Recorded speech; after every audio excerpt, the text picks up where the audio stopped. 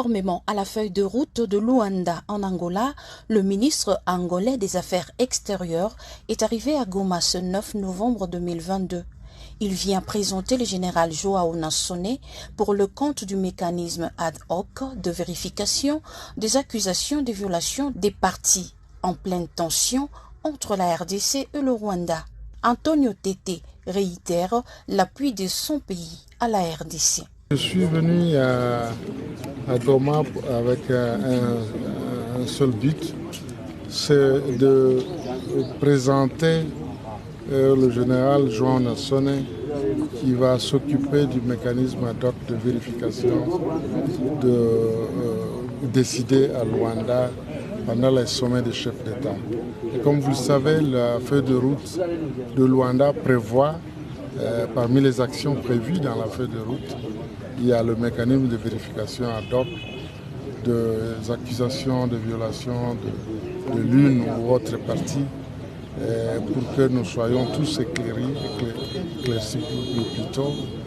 de ce qui se sera passé. Donc, le général Nassone est là, il n'est pas là venu pour inventer la roue parce qu'en fait, nous avons déjà un mécanisme de Grand Lac ici, mais c'est pour compléter plutôt le travail qui est en train d'être fait ici. À son arrivée, le ministre angolais chargé des Affaires extérieures a été accueilli à l'aéroport international de Goma par le vice-gouverneur de la province, le général-major Jean-Romuald Ekukali Popo, et le conseil de sécurité. Il a par la suite rencontré les comités provinciaux de sécurité au gouvernorat avant de se rendre à la CIRGL.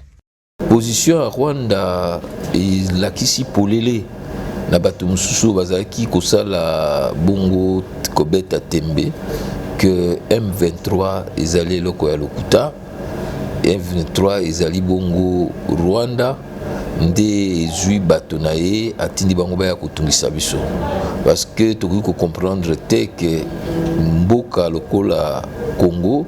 où ezali un état souverain indépendant, territoire na ye une partie ezali occupée, charte des Nations Unies a coupé Sambuka nyonso babengi droit de légitime défense na kati ya charte des Nations Unies na kati ya acte constitutif ya Union africaine bungu tozwa makoki ya kobengana bato wana mboka mususu ya koloba non ndenge nini FRDC aza kobundisa ba rebelle, c'est quelque chose où vous savez le matin il faut la Kagame pe Rwandais pour na osala makamba ndenge wana. C'est dommage, heureusement que ba américain ba uti ko sala déclaration na pe na gouvernement français pour na ko dénoncer attitude ya Rwanda wana, mais il faut pas simplement que ça ba communiquer laconique, il faut vraiment mettre le Rwanda au pied du mur et kotia ya ndeur la communauté comme un état voyou. Alors, Lelo, au lobby, le quoi état voyou, mais to puisé dans un po IP professeur, autant que ça ramibeko, to cours à constitutionnalité, parmi les constitutionnalistes, un peu cannabiso, na droit international au Rwanda, ko sala et ko représenter Nini. Ils allient un acte d'agression, un crime d'agression, où il y a un droit international pénal comme un crime, ils allaient punir le col à Babylone, le génocide. Ndekonanga okukuye ba pasi ni bandeko na biso ya este bazako yokate. Ngai na keimba na balakuna ceux qui na moni bandeko nanga par exemple ba députés nationaux tant mususu bazako bima nazo comprendre pas si na bango parce que on ne peut pas comprendre que batwana ba M23 qui n'ont pas de réclamations claires, mais qui sont simplement utilisés, instrumentalisés par le Rwanda pour la instabilité dans le Congo, pour permettre Bango la pillage des ressources nabiso, pour la désordre dans le parc nabiso pour que Batoba ya awate, bakenda kuna na Rwanda ou azo comme visite Rwanda wana, ko visiter Rwanda wana ezalinde, ba bazo visiter Rwanda, ba bazo visiter Nikolo ya makila ya bana Congo. Donc Rwanda asali ba groupe nae pour na baya kutiaka mobulwa ezala ba M23 ezala ba faux FDLR baza ko kenda tiko na ko attaquer na matebe wana ezali na barrage hydraulique où ezali bongo ba crime contre l'humanité. Donc il est important que Rwanda azala comme le président Nabiso a salé qui a un groupe Bisson toujours ça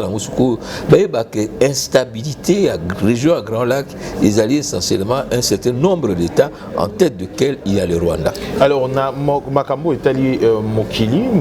est une organisation na banani baebi Makambo ni koleka na Mokili. Pourquoi est-ce que yo tango comme on a lecture dans yo personnellement pourquoi est-ce que communauté internationale to bayi Mokili ba ko continuer ko monater Makambo koleka na mboka na biso ezali ba ane ebele bongo so to moni ya Russie na Ukraine après juste une semaine ba sanction landaki qu'est-ce qui empêche que le monde entier to communauté internationale réagisse pendant Rwanda? Pendant très longtemps Rwanda a zaki ko utiliser ou abenyango sentiment de culpabilité à la communauté internationale on a bengi génocide à Rwanda. Donc on tolérait tout au nom il y a culpabilité et au nom peut-être il y a une réparation pour permettre ce qui s'est passé au Rwanda. Mais de plus en plus, je crois, c'est le travail qui a été fait par notre diplomatie avec le chef de l'État et le ministre des Affaires étrangères. La responsabilité rwandaise, l'engagement de Rwanda à la République démocratique du Congo qui répond à leur vision stratégique qui a côté à Kavujo, Bamboka Mosusu, Batiaka Mobulu na Burundi, Batiaka Mobulu na Uganda, Bazotiape Mobulu pa na biso pour que Bango ba mi présenté comme ilo moko ya prospérité où il benga ba investisseurs ba kenda kuna ils vendent une fausse image et je crois que ce travail de déconstruction image à Rwanda comme un pays de paix, un pays qu'on peut visiter jusqu'à ça la ba publicité na ba maillot ba équipe ya minene et ben il faut comprendre que le Rwanda est une satrapie militaire, donc c'est une petite dictature d'un être qui vise à mettre l'instabilité sur l'ensemble de la région des Grands Lacs. Alors, to Kenena Makambo Matali, d'abord, parce que vous avez une expérience, et moto Baïbo, ça qui longonia, to le coup Mouyambo Kanabiso na période ya Mobutu, tant vous avez qui Poulos, vous avez capitaine, bon Batumsu, on va bien ça qui image à Kalabakolo, vous avez qui rebelle, mais par la suite. Je n'ai jamais été rebelle. En tout cas, vous avez qui Moui FARDC. Oui, j'ai été dans 4 armées régulières, je n'ai jamais été rebelle. Parce qu'aujourd'hui, et le Konini et Kozanga. Bien sûr, vous avez une connaissance, vous avez une commission où l'Italie, Makambo, ya défense et sécurité, na parlement na biso lelo. Et le Konini et Kozanga na armée na biso pour que tout ça la fierté des alaki kala. Et le Kwaliboso, il faut que volonté à fragiliser l'armée bandi les lotés. Maréchal Mobutu o ça qui bokasine ezaki armée. Mais tango a commis na moi ba difficulté politique et kendaki de pair avec fragilisation et armée na ye a ko créer ba force mususu parallèle a ko kotisa ba sentiment ko tribaliser armée s'il faut le dire ainsi et ko